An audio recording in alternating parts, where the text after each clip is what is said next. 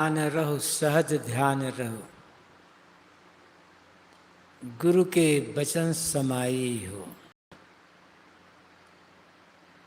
मेली सृष्टि चराचित राखो, रहु दृष्टि लव लाई हो।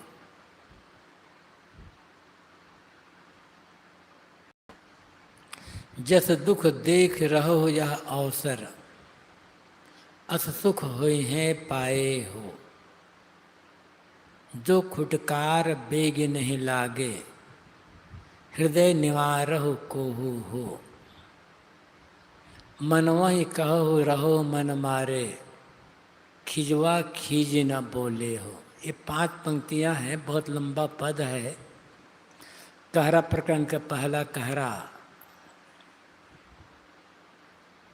सहज ध्यान रहो, सहज ध्यान रहो। सद्गुरु कबीर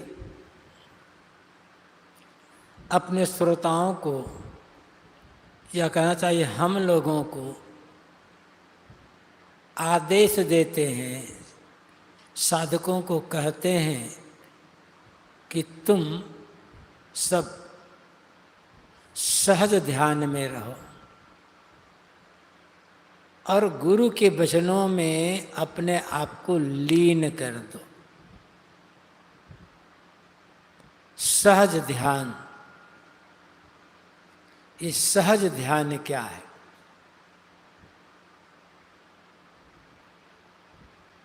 और जब सहज ध्यान की बात आती है तो असहज भी होगा। सरल और कठिन। सरल तभी कहा जाएगा जब कहीं कठिनाई होगी, अब कठिनाई का अनुभव तब होगा जब कहीं सरलता हुई होगी। ऐसे जब सहज है तो असहज भी होगा। सहज ध्यान क्या है?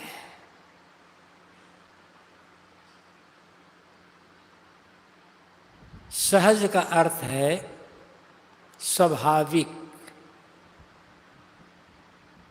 जिसमें किसी प्रकार की कोई पकड़ ना हो, कोई बनावट ना हो,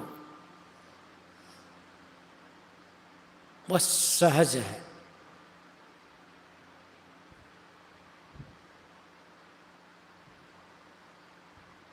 आप बाथरूम में गए, स्नान कर लिए या अच्छी तरह से रगड़ करके अपने चेहरे को धो लिए और साफ कपड़े से चेहरे को पोंछ लिए,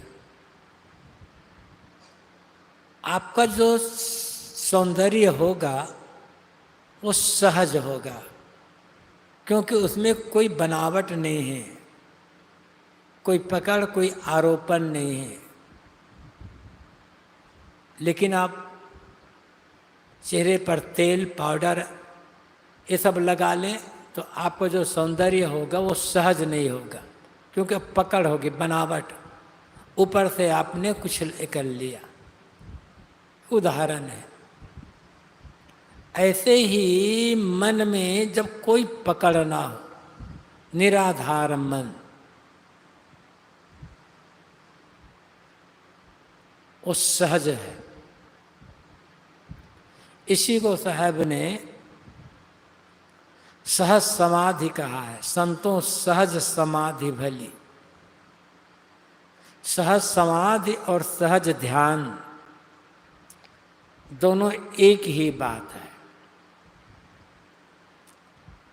ध्यान की शुरुआत में पहले दिन आपको कहा गया था कि आप स्थिर होकर मन को बाहर से समेटकर सांसों को देखें। तो सांस देखना एक पकड़ है, सहज नहीं है, वो असहज है। आंख बंद करके ज्योति आदि देखना, वहां भी पकड़ है। बिंदु की कल्पना करके किसी बिंदु में मन को रोकना, बिंदु की पकड़ है, वहां पर बिंदु को पकड़ा गया है। गुरु के चित्र को देखना या अन्य और किसी महापुरुष चित्र पर ध्यान रखना, वो भी पकड़ है वहां पर। लेकिन जब कुछ ना हो, खाली मन, वो सहज है। और सहज में एक रूपता है,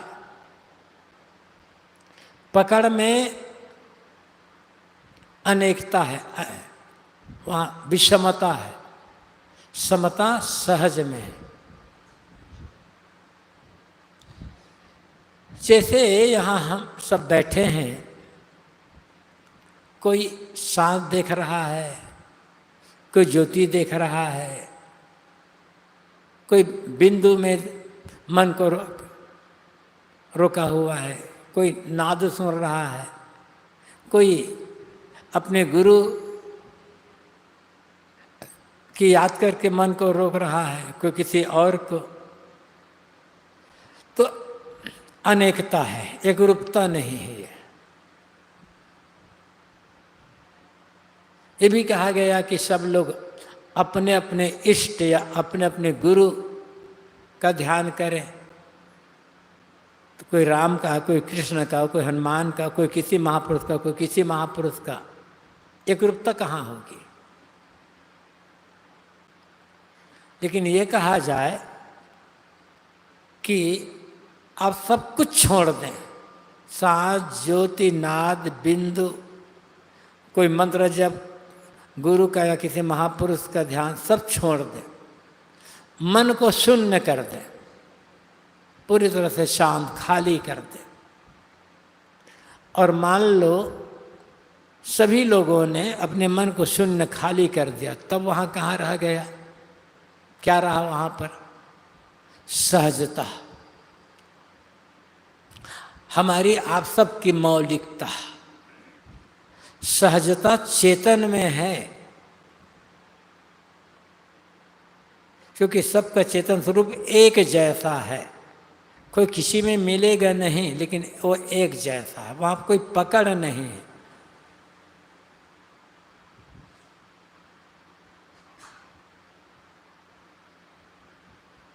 जैसे यहाँ इतने लोग बैठे हैं,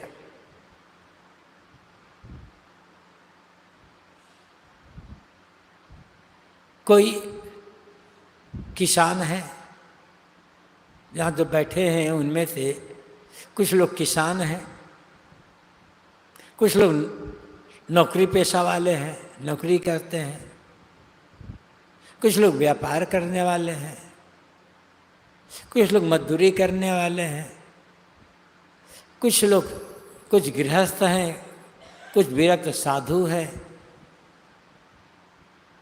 किसान में भी कोई किसी किसानी करता, कोई किसी किसानी करता है, अलग है। लेकिन सब के सब मनुष्य हैं, मनुष्यता में अंतर नहीं है। किसी का चेहरा थोड़ा ज़्यादा सुंदर है, किसी का कम सुंदर है, किसी का चेहरा गोरा है, किसी का काला है, किसी का शरीर दुबला, किसी का मोटा है, किसी का ठिकना, किसी का लंबा है, लेकिन हैं तो सब मनुष्य ना। हम सब मनुष्य हैं, बस सहजता है। मैं धनवान हूँ, मैं विद्वान हूँ, मैं गुणवान हूँ, मैं बलवान हूँ, मैं ब्राह्मण हूँ, मैं क्षत्रिय हूँ, मैं साधु हूँ, मैं गृहस्थ हूँ, मैं अध्यापक हूँ, मैं डॉक्टर हूँ, मैं वकील हूँ, मैं इंजीनियर हूँ, मैं नेता हूँ। सहजता कहाँ है? लेकिन सब सब मनुष्य हैं, सब सब मनुष्य हैं, यहाँ सहजता है। उस मनुष्यता को जब भूल जाते हैं, तब हम किसी को छोटा मानते हैं, किसी को बड़ा मानते हैं, किसी को अछूत मान लेते हैं, किसी को छूत, किसी को अपवित्र, किसी को पवित्र, किसी को ऊंचा, किसी को नीचा मान लेते हैं। सारी गड़बड़ियाँ शुरू हो जाती है। लेकिन एक कलेक्टर है वो मनुष्य है, चपरासी वो मनुष्य है, बाबू वो मनुष्य है, नेता है वो मनुष्य है, मंत्री है वो भी मनुष्य है। उसमें कहाँ अंतर है? सबको सुख दुख बराबर है। वहां सहजता है ना।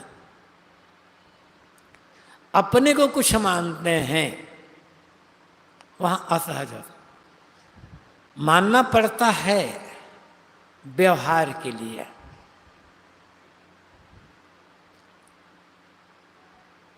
पिता है, पुत्र है, व्यवहार की मर्यादा है। सास है, बहू है, व्यवहार की मर्यादा है। पति पत्नी है, व्यवहार की मर्यादा है। गुरु है, शिष्य है, व्यवहार की मर्यादा है।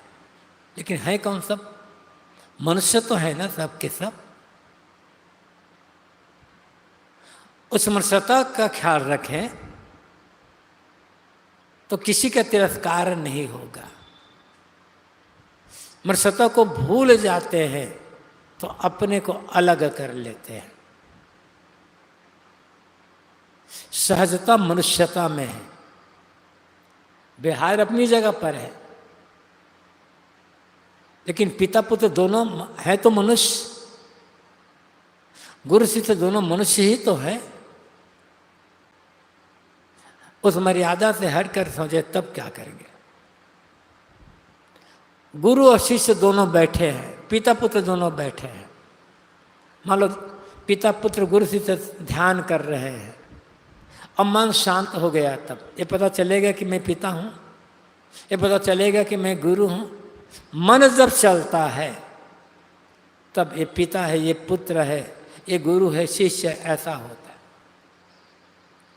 व्यवहार अपनी जगह पर है, लेकिन वहाँ सहजता नहीं है। वहाँ छोटे बड़े के भाव होता है, लेकिन मनुष्यता में सब मनुष्य हैं बराबर। ऐसे ही जो चेतन सत्ता है सबके भीतर जो बैठा हुआ है, उसमें कोई अंतर नहीं, कोई अंतर नहीं है।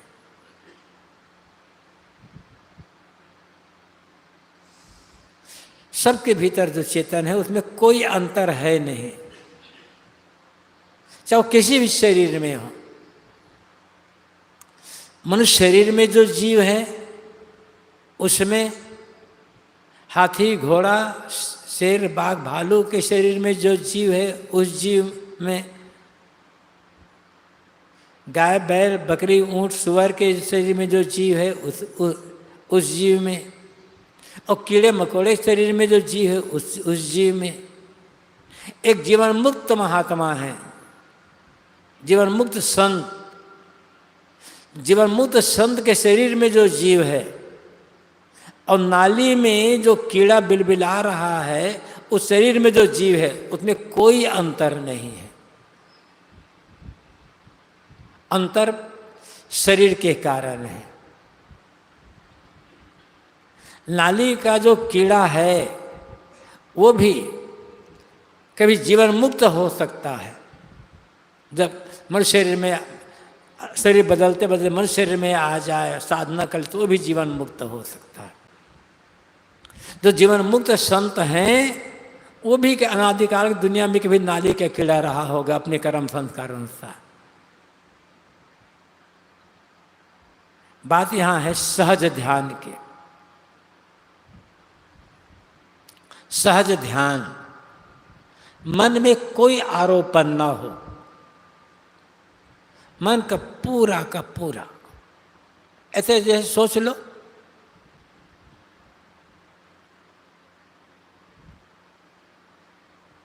कई मनुष्य हैं, मतलब यहीं बैठे हुए हैं, इतने लोग हैं, सबके मन की दशा अलग अलग है, सबके मन की भावना अलग अलग है, सबके मन में जो विचार चल रहे हैं, चिंतन चल रहा है वो अलग अलग है, एक रूपता नहीं है। लेकिन कल्पना करो हम सब के सब यहीं सो जाए, और सबके सबकी गाढ़ी नींद लग जाए, बिल्कुल सबके सब गाढ़ी नींद, तो सबके मन की शांति एक बराबर होगी, वहां सहजता हो जाएगी, क्योंकि वहां पकड़ नहीं है। वहां पिता पुत्र गुरु शिष्य पति पत्नी सास बहू ननद भावा देरान जेठान का कोई अंतर नहीं है वहां पर, क्योंकि गाढ़ी नींद में किसी को कुछ ख्याल ही नहीं होगा कि मैं अमुक हूं। सबका मन वहां पूरा शांत है, सबके अंदर जो शांति है प्रगाढ़ता वो एक बराबर है, ये सहजता है। ऐसी सहज ध्यान, सहज ध्यान का मतलब है कि मन में किसी प्रकार की कोई पकड़ न रह जाना, सारी पकड़ से ऊपर उड़ जाना, ये सहज ध्यान है। इसी को साहब ने सहज समाधि भी कहा है। साहब कहते हैं तुम सारी पकड़ को छोड़ करके सहज ध्यान में चले जाओ, जहां मन ने सोचना बंद किया, मन में कोई स्मरण नहीं है, संकल्प नहीं है, शांत है मन, वो सहज है।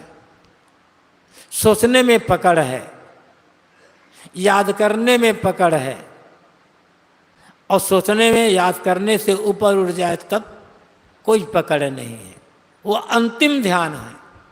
उसी को कहा गया है ध्यानम निर्विषयम मना, मन का निर्विषय हो जाना, निर्विषय विषय में पकड़ है,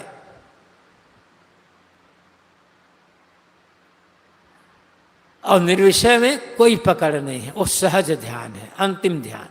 तब क्या रहेगा? चेतन सत्ता, गहरी शांति, नीरवता, आत्मसत्ता मात्र रह जाना है, वो सहज ध्यान है। अंतिम मंजिल वही है, उसके आगे कुछ न पाना है, न देखना है, न आना है, न जाना है, कुछ नहीं है। सदगुरु कहते हैं कि सहज ध्यान रहो, तुम सहज ध्यान में रहो और गुरु के वचन समाई हो, गुरु के वचनों में लीन हो जाओ, अपने मन को गुरु के वचनों में लीन कर दो। तो गुरु वचन में लीन करने का अर्थ क्या है? गुरु आज्ञा का पालन करना। गुरु ने जो ज्ञान दिया है, उपदेश दिया है, जीवन जीने का जो रास्ता बताया है, उसी में अपने मन को लगा करके रखना और जो कुछ करना ज्ञान पूर्वक, गुरु आज्ञा के पूर्वक करना, ये गुरु के वचन में लीन होना है। पहले तो गुरु वचन को याद करना होगा, स्मरण करते रहना होगा, लेकिन स्मरण करते रहने से काम नहीं बनेगा, उसका जीवन में पालन करना होगा।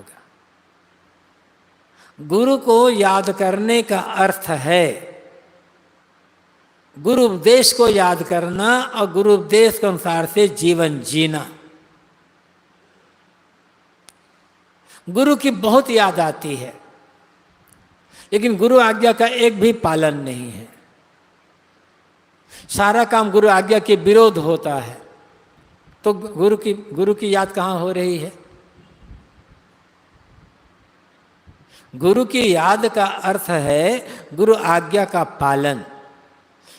गुरु की याद का अर्थ है जैसा गुरु का जीवन निर्मल रहा है, पवित्र, सदाचार सद्गुण संपन्न, ऐसे ही अपने जीवन को सदाचार सद्गुण संपन्न, ज्ञान संपन्न बनाना और सारी मलिनताओं, सारे बुरे कर्मों को छोड़ करके संयम, सदाचार, सेवा, परोपकार के मार्ग में चलना, ये गुरु को याद करना है। यही गुरु की भक्ति है। गुरु के चित्र बना करके गुरु की आरती करना, वो गुरु की भक्ति ने गुरु को याद करना नहीं है। चित्र तो स्मरण के लिए होता है बस। गुरु वचन में लीन होने का अर्थ है गुरु आज्ञा का पालन, मतलब गुरु आज्ञा के विरुद्ध कुछ ना करना। अब फिर जो संभव हो गुरु आज्ञा का पालन करना। मान लो हम गुरु की सारी आज्ञा, जो सारे उपदेश हैं, उनको पालन नहीं कर सकते, इतनी क्षमता नहीं है, इतनी ताकत नहीं है, तो इतना कर लें, जिन जिन कामों को गुरु पसंद नहीं करते उन कामों को छोड़ दो। हमारे जिन कामों से, हमारे जिस आचरण से गुरु खुश न होते, मान लो गुरु का जीवन है और हम गुरु के साथ रह रहे हैं, तो हमारे जिस आचरण से, जिस व्यवहार से, जिस कर्म से गुरु खुश न होते, उनको छोड़ दें, तो मानो गुरु वचन का पालन हो रहा है। फिर गुरु ने जो ज्ञान वैराग्य उपदेश दिया, जितना संभव हो उसका आचरण करें, और फिर इसका परिणाम और क्या होगा, तभी सहज ध्यान में मन लग जाएगा। गुरु सहज ध्यान के लिए कहते हैं, सहज समाधि के लिए कहते हैं, आत्मकल्याण के काम करने के लिए कहते हैं। ये कर रहे हैं तो गुरु आज्ञा का पालन हो ही रहा है, गुरु के वचन में मन लीन है। गुरु की वाणी का पाठ करना अलग बात है। सदगुरु कबीर क्या बीजक है या कबीर साहब की वाणी है, उसको याद कर लेना, ये गुरु वचन में समाना नहीं है। साहब ने जो उपदेश दिया है उसका पालन करना गुरु उपदेश में, गुरु वचन में समाना है। तो पहला साहब कहते हैं, सहज ध्यान रहो, सहज ध्यान रहो, गुरु के वचन समाई हो। मेली सृष्टि चराचित राखो, रहो दृष्टि लौलाई हो। देखो साहब कहते हैं, तुम्हारा जो चित्त है मेली सृष्टि संसार भर में मिला हुआ है और चरा है, बिचरा हुआ है। हर समय मन में संसार संसार संसार, कुछ ही याद करो संसार सामने आएगा। साहब को उसको रखो। तुम्हारा चित्त, तुम्हारा मन जो यहाँ वहाँ भटक रहा है, खाने पीने, देखने, सुनने, करने, भोगने की याद में डूबा हुआ है, उसको स्थिर रखो। यही गुरु वचन में समाना है। किसकी याद करता है मन? कहाँ बिछड़ा हुआ है, कहाँ घूमता है हमारा मन? सृष्टि में, संसार में। जब देखो तब संसार की बातें, राग द्वेष, ईर्षा द्वेष, कला कल्पना की बातें, प्रपंच की बातें, इन्हीं में तो बिछड़ा हुआ है मन। साहब कहते इन्हें रखो। मतलब मन पर संयम रखो। जिसने अपने मन पर संयम रखना सीख लिया, उसने अपने आप पर विजय प्राप्त कर लिया। लेकिन मन पर संयम एकाएक नहीं होगा।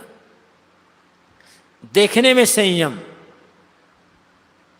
सुनने में संयम, खाने पीने में संयम, बात व्यवहार में संयम, उठने बैठने में संयम, मेल मुलाकात करने में संयम, सोचने में संयम होगा, तब मन पर संयम हो पाएगा। खाने पीने में संयम नहीं है, सुनने में संयम नहीं, देखने में संयम नहीं है, मतलब कहीं संयम नहीं है, तो मन पर संयम कैसे होगा?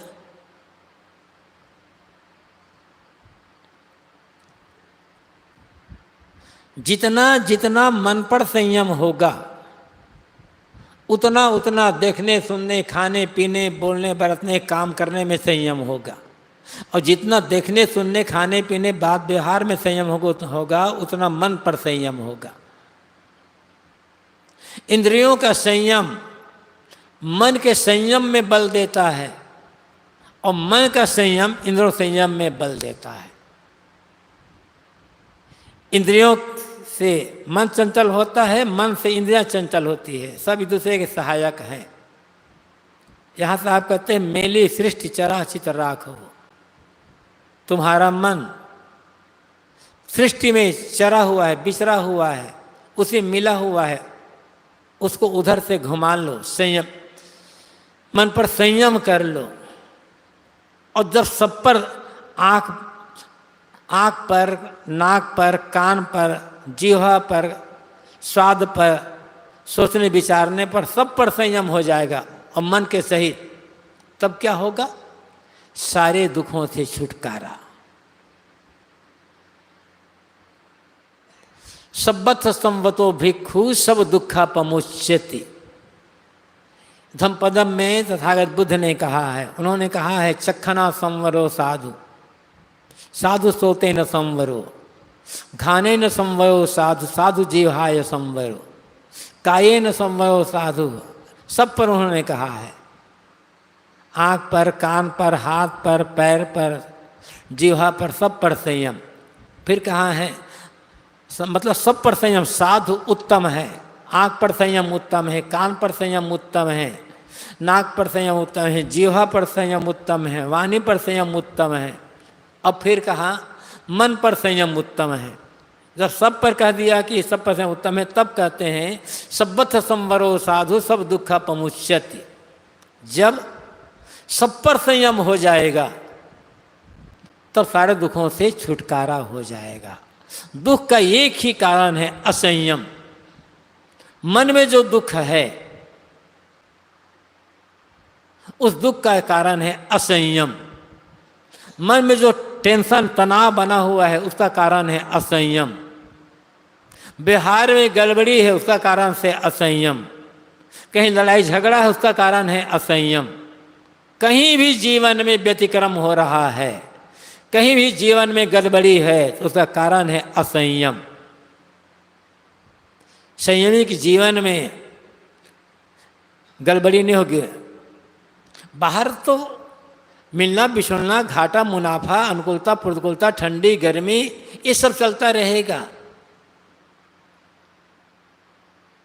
इन्हें रोका नहीं जा सकता। रोका जा सकता है मन के असंयम को, और मन पर संयम हो गया तब कहाँ दुख रह गया। ये बाहर की ठंडी गर्मी को, शीत धूप को, अनुकूलता प्रतिकूलता को, जन्मने मरने को, हानि लाभ मान अपमान को कौन रोक सका है? और रोक का फायदा क्या है? मन को रोक लें, बस मन पर संयम कर लें, काम बन जाएगा। साहब कहते हैं मेली सृष्टि चराचित राखो, रहो दृष्टि लवलाई हो। तुम्हारा चित्त मिला हुआ है संसार में, इसी में घूम रहा है, उसको रखो। मतलब मन पर संयम करो, संयम पूर्वक काम लो मन पर, संयम पूर्वक काम लो इंद्रियों पर, सेवा और व्यवहार के लिए, निर्वाह के लिए। रहो दृष्टि लवलाई हो। दृष्टि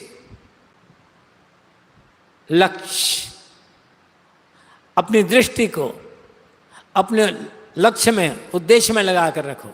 उद्देश्य क्या है मानव जीवन का? दृष्टि, उसी पर केंद्रित करो, उसी के लिए लौ लगा कर रखो, लगन। मानव जीवन का उद्देश्य क्या है? मुख्य रूप से दो उद्देश्य है मानव जीवन का, और दो क्या, एक ही उद्देश्य है, दूसरा तो साधन है। आत्मनो मोक्षार्थ जगत हितायस्य, ये संतों ने मानव जीवन को उद्देश्य बताया है। आत्मनो मोक्षार्थ जगत हितायस्य, आत्मा का कल्याण और दुनिया की सेवा। सेवा साधन है और कल्याण उद्देश्य है। सेवा से चित्त शुद्ध होगा, और शुद्ध चित्त संयमित होगा, शुद्ध चित्त में ज्ञान होगा, और ज्ञान से कल्याण होगा। बिना सेवा के चित्त शुद्ध हो नहीं सकता है, चाहे कोई साधु हो, चाहे कोई गृहस्थ हो। सेवा का मतलब है ऐसा कुछ व्यवहार जिससे दूसरों को सुख मिले, सुविधा मिले, प्रसन्नता मिले, अच्छी प्रेरणा मिले, ये सेवा है।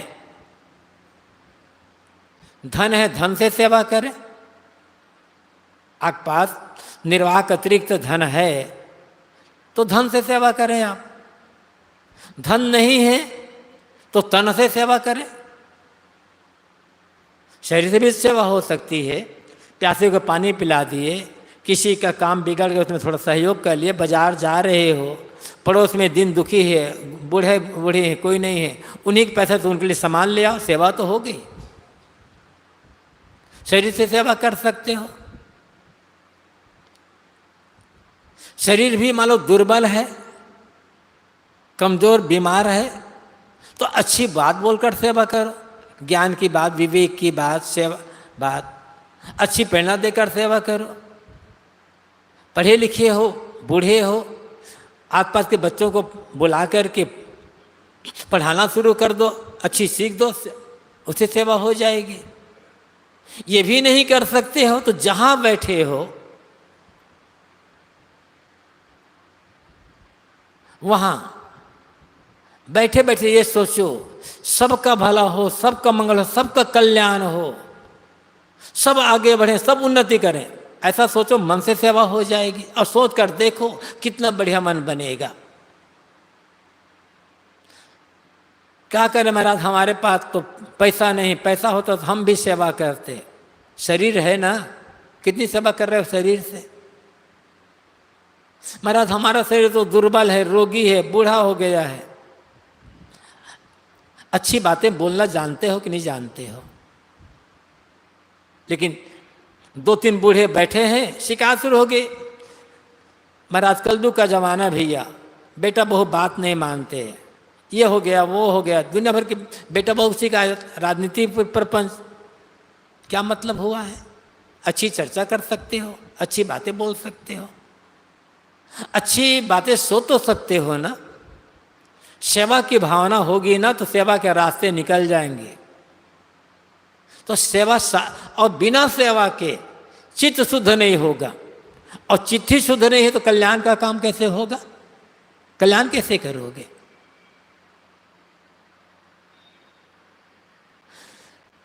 बिना दूसरों की सेवा के आत्मकल्याण नहीं हो सकता है। और इस सेवा और आत्मकल्याण ये मानव जीवन का उद्देश्य है। साहब कहते हैं इसी पर अपनी दृष्टि केंद्रित करो। ये खाना कमाना, बाल बच्चे पैदा करना उद्देश्य नहीं है, मजबूरी है। ये आजीवन संयम से रहने का बल नहीं था तो विवाह कर लिए, विवाह कर लिए, पति पत्नी मिले, बच्चे हो गए, तो बच्चे पैदा करना उद्देश्य नहीं है, मजबूरी है आपकी। आपकी कमजोरी का परिणाम है ये। अब उस कमजोरी को सहना पड़ेगा। उन्हें लिखा पढ़ा दो, योग्य बना दो, विवाह शादी कर दो, किसी काम में लगा दो, ये उद्देश्य है आपका। उसके पश्चात कल्याण का काम करो। जीना है तो खाना है, खाना है तो कमाना है, ये मजबूरी है हमारी, उद्देश्य नहीं है।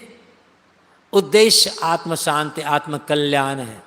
साहब कहते हैं अपनी दृष्टि उसी पर, चाहे जहाँ, चाहे गृहस्थी में रहो तो, चाहे विरक्ति में रहो तो, ये ज्ञान का प्रचार करना ये उद्देश्य नहीं है, एक कर्तव्य है। हमारे पूर्व गुरुजन यदि ज्ञान का प्रचार न करते तो हमें रास्ता कैसे मिलता? हाँ, हमें प्रकाश कहाँ मिलता? हम भटकते होते। तो गुरुजनों की कृपा है, संतों की कृपा है कि उनकी कृपा के परिणाम से हमें थोड़ी दृष्टि मिली, थोड़ा प्रकाश मिला। तो इसको लोगों तक बांट दें जो शक्ति है, जितनी समझ से। लेकिन उद्देश्य नहीं है ये, प्रचार करना उद्देश्य नहीं है, एक सहज लोक सेवा है, ये भी एक सेवा ही है, एक कर्तव्य है। उद्देश्य आत्मकल्याण है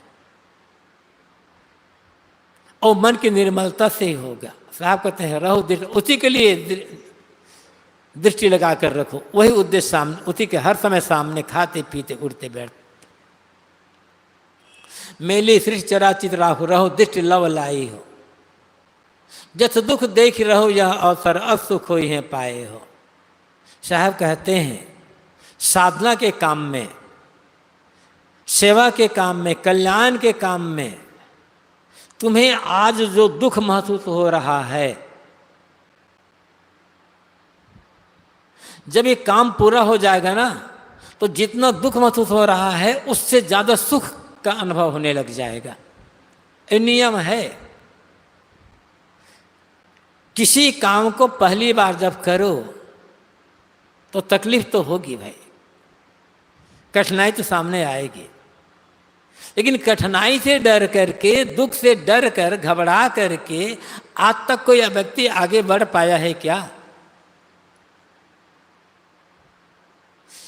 कठिनाई से न डरने वाला, विघ्न बाधा से न डरने वाला, दुख से न घबराने वाला व्यक्ति ही आगे बढ़ा है, सेवा के क्षेत्र में, कल्याण के क्षेत्र में भी। और शुरू शुरू में जो कठिनाई होती है, शुरू शुरू में जो तकलीफ मिलती है, जब उद्देश्य पूरा हो जाता है तब उसका आनंद स्वयं को ही मिल जाएगा ना। छोटे छोटे बच्चों को जब पहली बार पढ़ने के लिए भेजा जाता है तो बच्चे कितना रोते हैं, माँ की गोद से उतरना नहीं चाहते, माँ के पल्लू पकड़ के छिप जाते हैं, पीछे छिप जाते हैं, कहीं भाग करके छिप जाते हैं। छोटे छोटे बच्चों को पहली बार पढ़ाना लगता फांसी पर लटकाना है, लेकिन वही बच्चे आगे जब पढ़ते पढ़ते आगे चल करके खूब पढ़ लिए तब कितना आनंद आता है उनको। ऐसे हर क्षेत्र में है। किसानों को देखो कितना कठिनाई झेलते हो, ठंडी गर्मी बरसात, गर्मी के दिन में पसीना चू रहा है, पूरा शरीर पसीना से तरबतर है, शीतलहर चल रही है, किसान खेत में पानी लगा रहा है, वर्षा हो रही है, निदाई कर रहा है, कीड़े मकोड़े काट शरीर पर चल रहे हैं, काट रहे हैं, कितनी कठिनाई है। इतनी कठिनाई सहन का जब किसान करता है और जब फसल तैयार होती है, खेत में लहलहाती है, तब लगता है किसान को, और सब मेहनत भूल जाती है, सारी कठिनाई, सारा दुख दर्द भूल जाता है किसान उस समय। ऐसे हर क्षेत्र में है। एक व्यापारी है, दुकानदार, 10 किस्म के ग्राहक आते हैं, 10 किस्म की बात कहते हैं, तुम ठग रहे हो, तुम लुटेरे हो, तुम हमें धोखा दे रहे हो, पता नहीं क्या क्या सुनना पड़ता है उस दुकानदार को। इतना सुनने के पश्चात जब व्यापार में मुनाफा होता है ना, तब लगता है हाँ अब आनंद। ऐसे हर क्षेत्र में है। तो साहब कहते हैं ये साधना के क्षेत्र में आज तुम्हें जो दुख दिखाई पड़ रहा है, कठिनाई का अनुभव हो रहा है, यदि इसको सहन कर लोगे, इसे घबराओगे नहीं, लगे रह जाओगे, तो सफलता मिलने पर जो आनंद होगा ना, उसका अनुभव कुछ और होगा। और शुरू में ही छोड़ दिए तब तो बस बैठे के बैठे रह जाओगे। गिरने के डर से जो आदमी चलना ही छोड़ देगा, भैया रास्ता चलेंगे कहीं फिसल कर गिर जाएंगे तो क्या होगा, तो कभी मंदिर तक पहुंचेगा वो?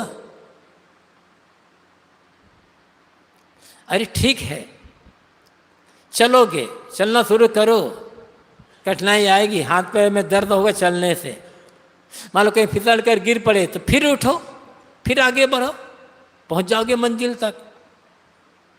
तो जस दुख देख रहो अवसर, असुख हुई है पाए हो। साहब कहते हैं जैसे साधना की शुरुआत में तुम्हें आज कठिनाई का अनुभव हो रहा है, जब सफलता मिलेगी, मन जब रुक जाएगा, मन जब निर्मल हो जाएगा,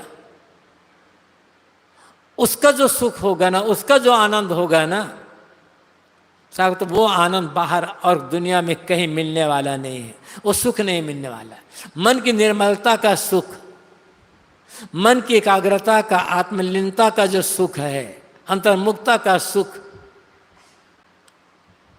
इस सुख के बराबर में दुनिया का कोई सुख नहीं है।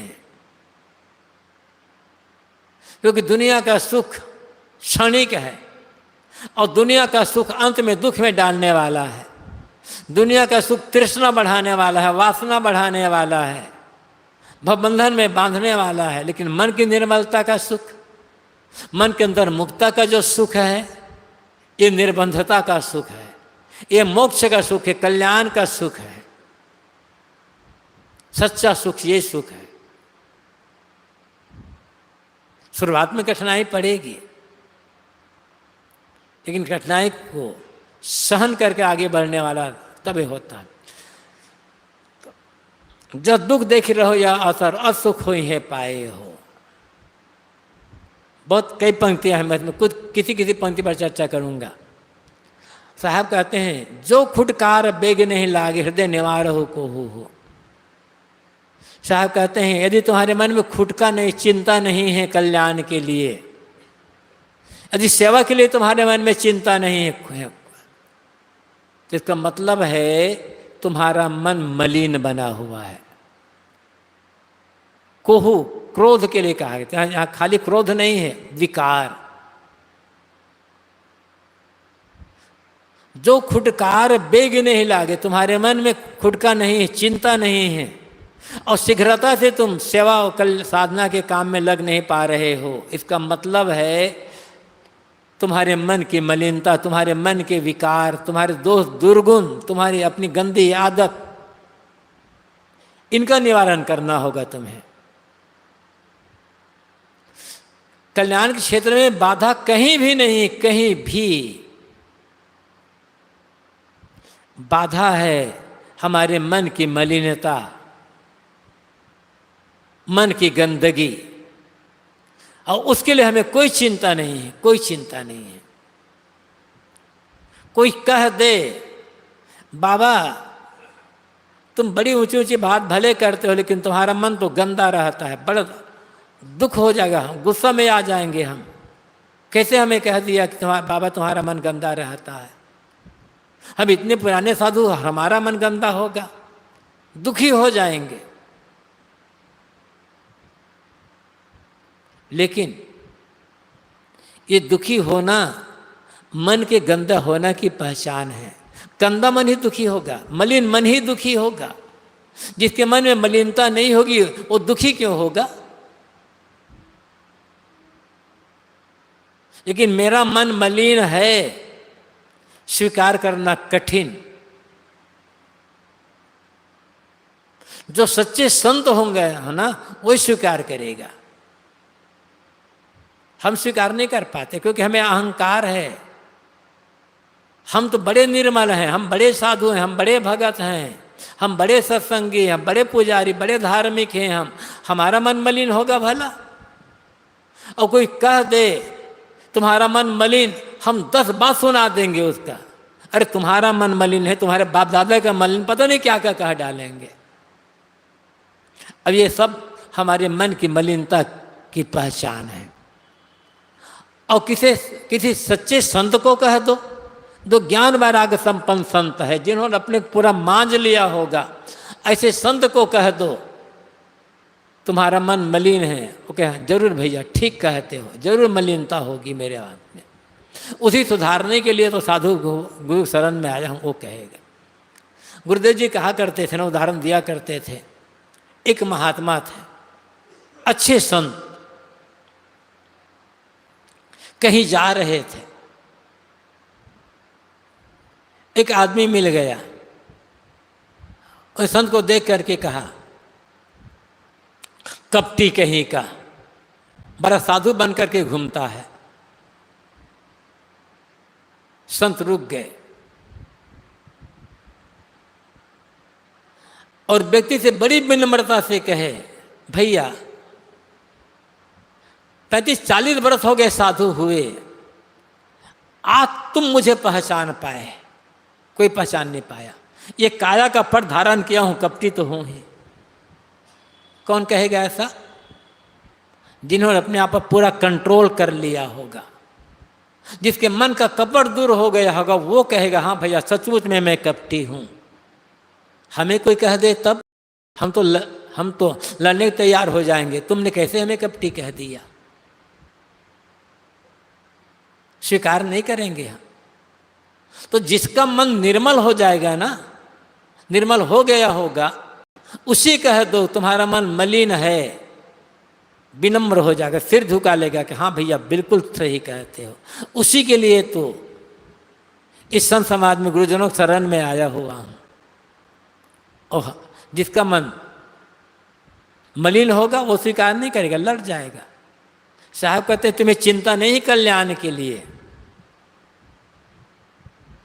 तो तुम्हारे मन की मलिनता का लक्षण है, उसका निवारण करो।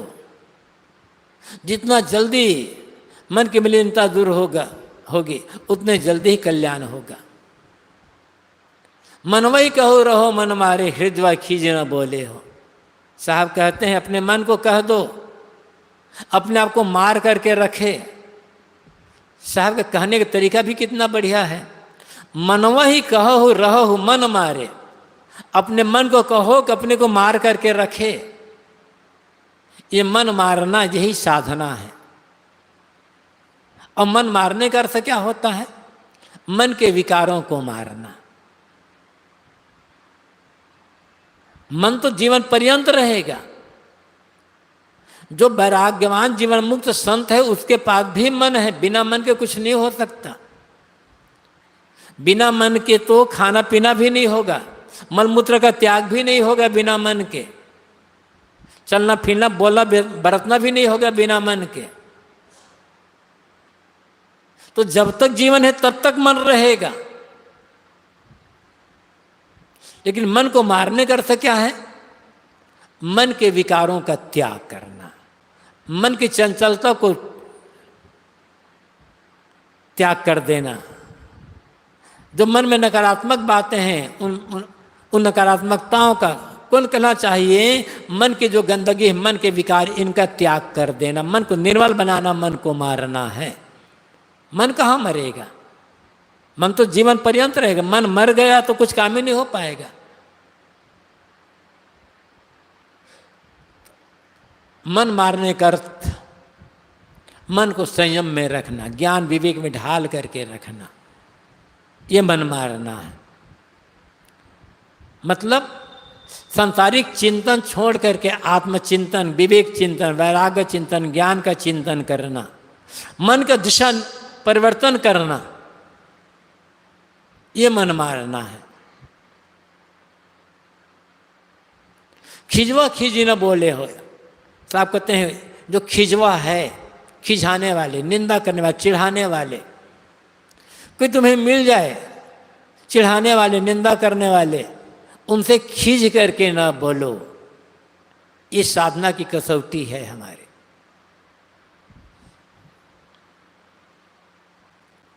कितना कोई दूध का धोला होगा, कोई ना कोई बुरा कहने वाला मिलेगा ही मिलेगा, निंदा करने वाला मिलेगा। दुनिया में आज तक एक भी ऐसे संत नहीं हुए हैं जिनकी किसी ने निंदा ना की हो। अनिंदित कोई हुआ ही नहीं है। कहाँ समझ पाते हैं लोगों को? हम खुद कहाँ समझ पाते हैं संतों को? अपने आप को तो समझ नहीं पाते, दूसरों को समझने का प्रयास करते हैं।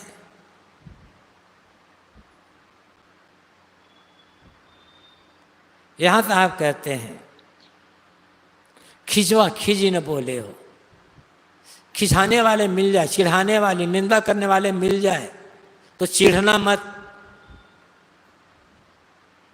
और चिढ़ करके जवाब मत देना।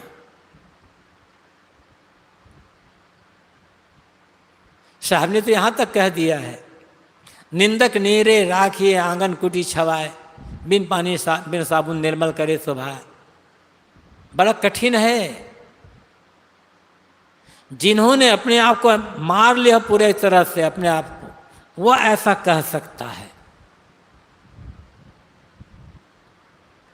जो निंदा प्रशंसा दोनों से ऊपर उठ चुका हुआ, बिल्कुल, वो ऐसा कह सकता है। और यही वास्तविक विजय है।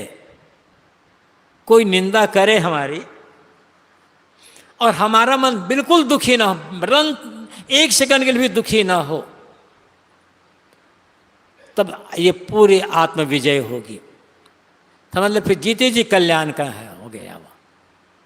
और थोड़ा सा भी दुख हुआ मन में, हमारे चेहरे में बिगाड़ नहीं हुआ, चेहरे में कोई तनाव नहीं हुआ, मन में कोई गुस्सा भी नहीं आया, लेकिन दुख हुआ थोड़ा भी, मतलब इस साधना में कमी है, अपने आप पर पूरी विजय नहीं मिली, तभी तो दुख हो रहा है ना।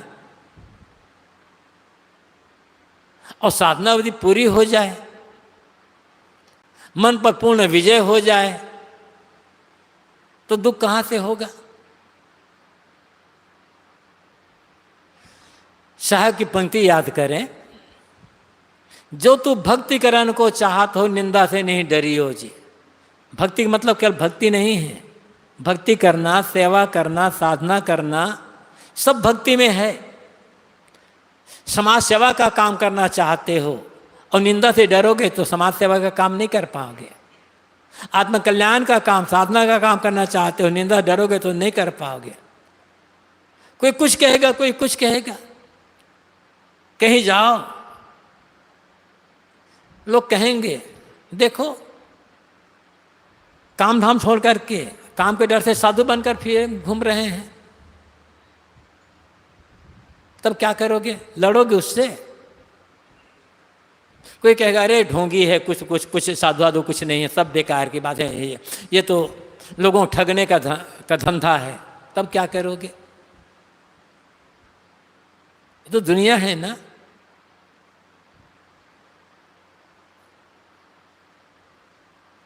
एक बार छत्तीसगढ़ में मैं था, ऐसे तो सभी संतों के लिए, शाम का समय था, अपने एक साथी के साथ घूमने गया था। इधर से 5-7 लोग जा रहे थे, तो अपनी भाषा में वो कहे, छत्तीसगढ़ी भाषा में, छत्तीसगढ़ी भाषा में जो कहते हैं ना, ये घूम घूम कर खाते हैं, तो छत्तीसगढ़ी में उन्होंने कहा, ये साधु लोग काम धाम कुछ करते नहीं हैं, किंजर किंजर करके खाते हैं। किंजर किंजर खाने मतलब घूम घूम करके खाना। ये लोग कुछ काम धाम करते नहीं, घूम घूम करके खाते हैं। तो मैंने साथी से कहा, साधु तो बैठ कर खाता है, घूम घूम कर कहाँ खाता है। आपने देखा कि साधु को घूम घूम कर खाते हैं, और साधु तो बैठ करके खाता है। लेकिन वो तो निंदा कर रहे थे। मतलब कहीं गुरुदेव जी कहते थे, कहीं कोई कुमारी भूमि नहीं है दुनिया में जहां जाकर निश्चिंत हो जाओगे। अपने आप को मार लो, बस अपने अहंकार को मार ले। मैं बड़ा साधु हूं, यदि ये भाव आया तो दुखी होना पक्का है। मैं बड़ा वैरागी हूं, यदि मन में ये है तो समझ लो दुखी होना पक्का है। मैं बड़ा ज्ञानी हूं, मैं बड़ा गुरु हूं, निश्चित ही दुखी होगे। साधु होना है, वैरागी होना है, ज्ञानी होना है, लेकिन मैं हूं ये भाव मन में न हो जाए। और जब तक मैं साधु हूं, मैं वैरागी हूं, मैं बड़ा दानी परोपकारी हूं, ये भाव मन में है, जरूर निंदा होगी और दुखी होगे, बच नहीं सकते। साधना करना है, सेवा करना है, दान देना है, परोपकार का काम करना है, वैराग्य का काम करना है, लेकिन मैं ये कर रहा हूं, ये भाव, ये जो अहंकार ना आने पाए मन में, फिर दुख खत्म। साहब कहते हैं, खिजवा खिज न बोले हो। अपने मन को मार करके रखो, अपने अहंकार को गला दो। अहंकार गल जाएगा, कोई कितनी निंदा बुराई करे फिर दुख नहीं होगा फिर। और जब तक अहंकार रहेगा तब तक दुख होता रहेगा। तो साधना की कसौटी, सेवा भक्ति की कसौटी यही है। कोई कितनी भी बुराई करे, दुखी ना होना, चिढ़ना नहीं है और चिढ़ करके जवाब नहीं देना है। निंदा का सबसे सुंदर उत्तर मौन, शांत, दुखी ना होना है। ये आत्मविजय है और यही साधना का, भक्ति का परिणाम है। सदगुरु कबीर का संदेश है हम लोगों के लिए, जितना अधिक समझेंगे, जीवन उतारने का प्रयास करेंगे, उतना ही दुख से मुक्त होते चले जाएंगे।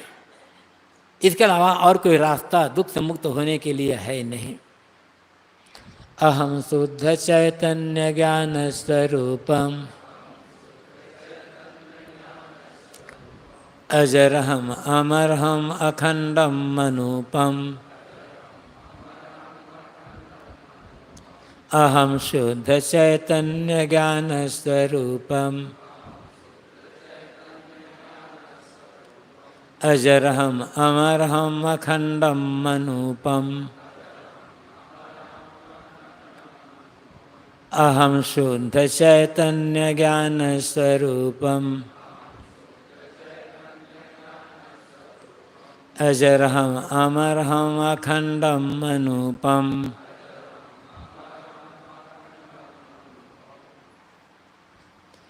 आज ध्यान शिविर का 5वां दिन है।